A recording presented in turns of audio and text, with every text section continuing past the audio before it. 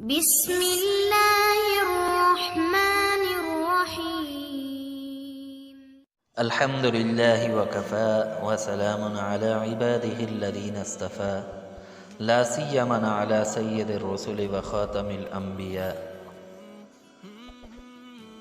معزز خواتین و حضرات، السلام علیکم ورحمۃ اللہ وبرکاتہ۔ معزز خواتین و حضرات، آج ہم سورہ اخلاص کا وظیفہ لے کر آپ کی خدمت میں حاضر ہوئے ہیں۔ یہ وہ صورت ہے جس کے اندر اللہ تبارک و تعالیٰ کی ذات کا تعارف ہے، اور یہ بہت ہی شایان شان صورت ہے۔ اسی لیے اس صورت کو ثلث قرآن کہا گیا ہے کہ اس کے اندر اللہ تبارک و تعالیٰ کی ذات کا تعارف ہے۔ تو قرآن کا مقصد اللہ تبارک و تعالیٰ سے تعارف کرانا ہے، تو اس لیے اسے ثلث قرآن کہا گیا ہے کہ قرآن کا یہ تیسرا حصہ ہے۔ اس کے علاوہ 2 حصے اور ہیں اور ایک حصہ یہ ہے۔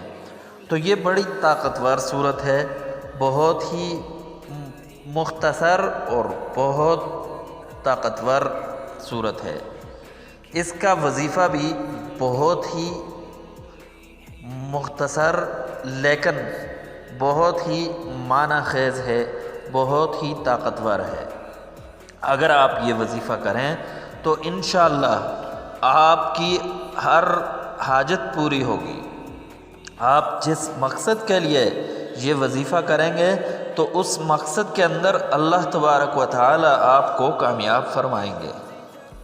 آپ کسی امتحان کے لیے، کسی جاب کے لیے، کاروبار کے لیے، رزق کے لیے، اولاد کے لیے، الغرض جس مقصد کے لیے آپ یہ وظیفہ کریں گے تو انشاءاللہ وہ مقصد ضرور حاصل ہوگا۔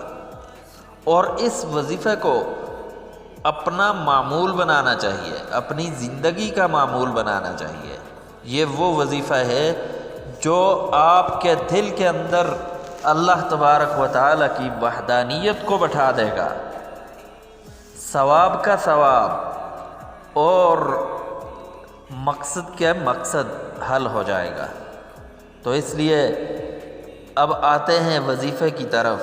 تو وظیفہ اس طرح ہے کہ آپ نے روزانہ فجر کی نماز کے بعد، یا پھر کسی دن ٹائم نہیں ملا تو دن کے وقت بھی کسی بھی وقت کر سکتے ہیں، تو آپ نے 41 مرتبہ یہ صورت پڑھنی ہے۔ اول اور آخر درود شریف پڑھنا ہے، اور اس کے بعد اپنے مقصد کے لیے دعا ضرور مانگیں۔